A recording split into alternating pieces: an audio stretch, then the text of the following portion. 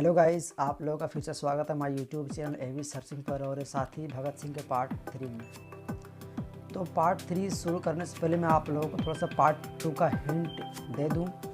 तो पार्ट 2 में भगत सिंह और राजगुरु मिलकर सुपरिटेंडेंट अस्कॉट को मारे और मारने के बाद मैं पार्ट 3 में आता हूं। कहानी यहाँ से शुरू होता है कि 7 दिसंबर 1928 को करीब 4:15 बजे जब एसपी सैंडर्स अपने ड्यूटी से घर लौट रहे थे, तो लौटने के पहले भगत सिंह, राजगुरु और बता दूं चंद्रशेखर आज़ाद तीनों ने मिलकर इस तरह से योजना बनाई और बनाने के बाद तीनों अलग अलग जगह पे शिफ्ट हो गए उनको मारने के लिए। और बता दूं गाइज, राजगुरु और भगत सिंह अलग अलग जगह पे शिफ्ट हो गए, छिप गए।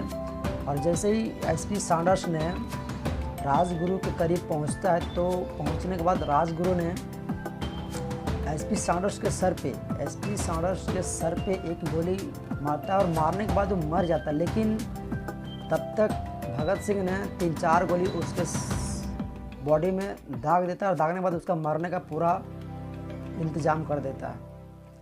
और बता दूं गाइस, जब एसपी सैंडर्स को मारने के बाद भगत सिंह और राजगुरु वहाँ से भागने का तैयारी करता है, तब तक एक सिपाही देख लेता है। चनन सिंह एक सिपाही है जो उन दोनों को देख लेता है और देखने के बाद उन दोनों का पीछा करना शुरू करता है। तो बीच में चंद्रशेखर आज़ाद ने उस चनन सिंह सिपाही को रुक जाने को कहता है, मना करता है, लेकिन वो चनन सिंह रुकता नहीं है। और नहीं रुकने का फलस्वरूप चंद्रशेखर आज़ाद ने भी उनको गोली मारकर हत्या कर देता है। उनको भी गोली मारकर उसका मृत्यु होती है। और बता दूंगा, इस तरह से इन तीनों ने लाला लाजपत राय का मौत का बदला ले लेता है। और आगे से बता दूंगा इसकी भगत सिंह वामपंथी विचारधारा को मानते थे और साथ ही कार्ल मार्क्स के सिद्धांतों से ताल्लुक़ रखते थे और उन्हीं के सिद्धांतों से वो आगे बढ़ने का काम कर रहे थे। और बता दूंगा कि भगत सिंह के नाम पर विरोधियों ने भगत सिंह के नाम पर आरोप लगा रहे थे। कांग्रेस के सत्ता पर रहने के बावजूद भी भगत सिंह के कांग्रेस शहीद का दर्जा नहीं दिलवा पाए, क्योंकि केवल भगत सिंह के नाम पर युवाओं को अपनी पार्टी में जोड़ने का काम कर रहे थे। और बता दूं गाइज कि आगे अंग्रेज के मजदूरों के प्रति अत्याचार से उनका विरोध स्वाभाविक था। मजदूर विरोधी ऐसे नीतियों को ब्रिटिश संसद में पारित ना होने देना उनके दल का निर्णय था। सभी चाहते थे कि अंग्रेज़ों को पता चलना चाहिए कि अब हिंदुस्तानी जाग चुके हैं और उसके हृदय में ऐसे नीतियों के प्रति आक्रोश है। ऐसा करने के लिए ही इन्होंने दिल्ली के असेंबली पर बम फेंका, यानी बम फेंकने का योजना बनाया। बता दूं कि भगत सिंह चाहते थे कि बम फेंकने के बाद न किसी को न कोई खून खराबा ना हो, कि आवाज़ अंग्रेज़ों तक पहुंच सके।